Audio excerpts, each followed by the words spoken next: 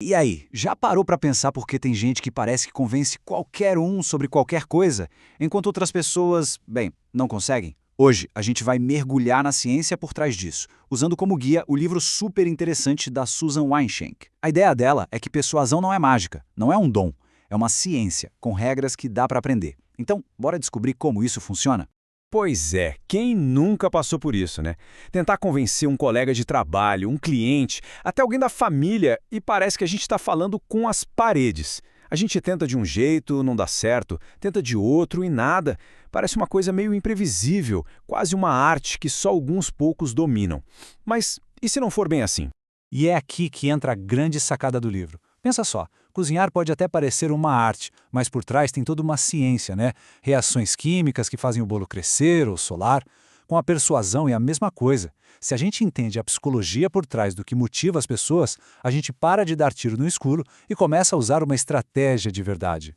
Então, a Weinschenk mapeou 7 impulsos principais, 7 gatilhos que movem a gente. Cada um deles é como se fosse uma chave que pode ligar a motivação de alguém.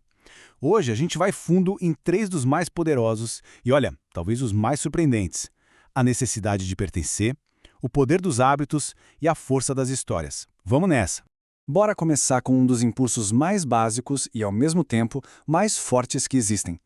Nós somos seres sociais até o último fio de cabelo. E essa necessidade de se conectar com os outros é uma força invisível que está por trás de um monte de coisa que a gente faz. Lembra do filme Náufrago? O personagem do Tom Hanks, sozinho numa ilha, cria um amigo, o Wilson, que é uma bola de vôlei. Isso mostra, de um jeito extremo, o quão fundo vai esse impulso. A gente não foi feito para ficar isolado. A gente busca, ativamente, fazer parte de um grupo. E aqui a coisa fica bem interessante. Como é que essa necessidade de pertencer aparece no dia a dia? Bom, quando a gente não tem certeza do que fazer, nosso cérebro procura um atalho. E o atalho mais comum de todos é o que a maioria está fazendo. Isso tem nome. É a prova social. É um processo quase inconsciente de copiar o que a galera está fazendo para a gente se sentir seguro e parte do grupo. E olha só que exemplo genial disso na prática. Umas empresas de energia começaram a mandar gráficos tipo esse para as pessoas. Em vez de só falar economize energia, elas mostraram o quanto a pessoa gastava em comparação com os vizinhos. O resultado? O consumo de energia caiu drasticamente. Ninguém quer ser o vizinho gastão, né? Isso é pura prova social funcionando. Agora, dentro dessa necessidade de pertencer, tem outra força super poderosa: a reciprocidade. Quando alguém dá um presente pra gente ou faz um favor, mesmo que seja pequeno, a gente sente quase que automaticamente uma dívida social. Nosso cérebro fica procurando um jeito de pagar esse favor, sabe? Para deixar a balança social equilibrada de novo. E não precisa ser nada grandioso, viu? Olha esse estudo. Pesquisadores enviaram etiquetas de endereço com o nome da pessoa, um presentinho, junto com um pedido de doação. O resultado? A taxa de doação saltou de 18% para 35%. É um aumento gigantesco, quase o dobro. As pessoas receberam algo e se sentiram na obrigação de retribuir. É um impulso muito forte. Agora, essa tática é bem contraintuitiva. Saca só como funciona. Primeiro, se faz um pedido bem grande, um que provavelmente a pessoa vai dizer não. Quando ela recusa, ela sente que fez uma concessão. Isso cria uma leve sensação de dívida. Aí, quando você faz o seu pedido menor, mais razoável, que era o que você queria desde o começo, a chance dela dizer sim é muito maior, justamente para quitar essa dívida social.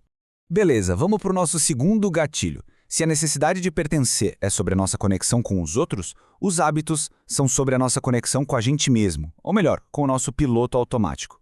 Uma parte enorme do nosso dia controlada por rotinas que a gente nem percebe. A ciência por trás de qualquer hábito é, na verdade, bem simples. Tem sempre um gatilho, uma deixa, tipo ver o celular na mesa.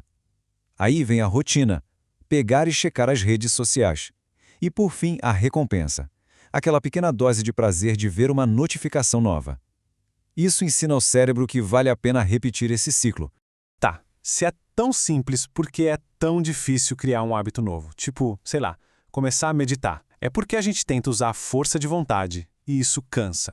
A abordagem mais inteligente é outra, é a tal da ancoragem. É basicamente ligar um comportamento novo, bem pequenininho, a um hábito que já existe. Olha só como funciona na prática. Escovar os dentes é um hábito que a maioria das pessoas já tem, certo? Ele vai ser a nossa âncora, o novo gatilho. Aí você adiciona uma rotina nova, mas que tem que ser ridiculamente pequena. Tipo, passar fio dental em um único dente. Parece bobo, eu sei, mas é aí que está a mágica. Ao conectar o novo com o antigo, você usa a força do hábito que já existe para construir o novo, sem precisar daquela força de vontade de super-herói. E agora, o nosso terceiro e talvez o mais profundo dos impulsos. As nossas ações não são aleatórias, elas seguem um roteiro. E esse roteiro é formado pelas histórias que a gente conta para nós mesmos sobre quem nós somos. Todo mundo tem uma persona. Pode ser, eu sou uma pessoa que ajuda os outros, ou eu sou alguém que não leva desaforo para casa. Essa autoimagem funciona como um guia para as nossas decisões. E quando a gente faz algo que não combina com essa história, dá um curto-circuito mental, um desconforto que a gente tenta evitar a todo custo. Imagina essa cena. Uma criança bate na sua porta vendendo pipoca para a escola. A situação é exatamente a mesma para duas pessoas diferentes, mas o resultado pode ser oposto. Por quê? Por causa da história interna de cada um. Uma pessoa se vê como alguém de princípios que não cede a esses apelos, então ela recusa. A outra se vê como um bom vizinho que apoia a comunidade, então ela compra. A ação é só uma confirmação da história que elas já contam para si mesmas. E aqui vem o pulo do gato, que é, de verdade, impressionante. O nosso cérebro não diferencia muito bem uma história bem contada de uma experiência real. Isso significa que o jeito mais eficaz de mudar um comportamento de forma duradoura não é forçar a barra, mas sim ajudar a pessoa a editar a história que ela conta sobre si mesma. Se a história muda, o comportamento muda junto para se alinhar com ela, quase que automaticamente. Claro, quando a gente fala de técnicas tão poderosas assim, uma pergunta surge na hora. Isso não é manipulação? Onde é que fica a linha que separa uma coisa da outra? O primeiro ponto ético, que é fundamental no livro, é o seguinte: isso não é controle mental. Essas estratégias não criam um desejo que não existe. Elas só ativam motivações que já estão ali, mesmo que escondidas. O objetivo não é forçar, mas sim fazer com que as pessoas queiram fazer aquilo. A Wineshank dá uma diretriz ética bem simples, mas muito poderosa. Antes de usar qualquer uma dessas estratégias, é só se perguntar: isso vai fazer o bem? Ou, no mínimo, não vai causar nenhum mal? Essa pergunta serve como uma bússola moral para a gente usar esse conhecimento do jeito certo.